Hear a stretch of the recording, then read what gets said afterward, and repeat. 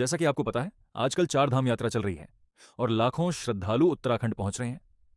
तो आज बात करते हैं भारत की सबसे पवित्र और जीवन देने वाली नदी, गंगा रिवर की। गंगा नदी की शुरुआत होती है हिमालय की बर्फीली चोटियों के बीच बसे गोमुख से।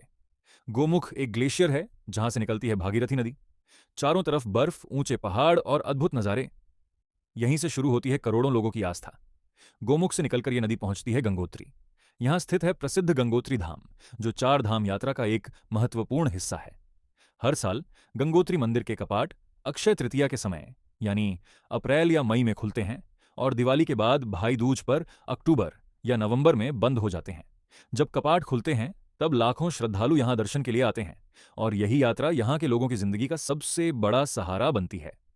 उत्तरकाशी के हजारों परिवार गंगा मां और यात्रा सीजन पर निर्भर हैं। यहाँ होटल मालिक, टैक्सी ड्राइवर, ढाबे वाले, दुकानदार, घोड़े खच्चर वाले, पोर्टर, गाइड और पंडित, सभी की कमाई यात्रियों से होती है। अगर यात्रा सीजन अच्छा जाए तो पूरे साल का घर आराम से चल जाता है।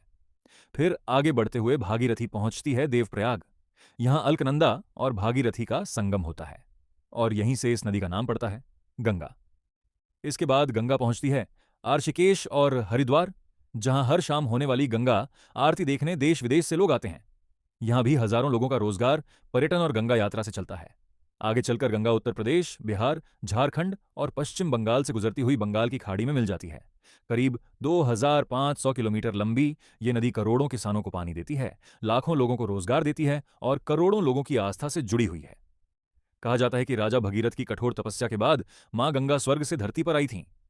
तभी से गंगा सिर्फ एक नदी नहीं, भारत की संस्कृति, आस्था और जीवन की पहचान बन गई।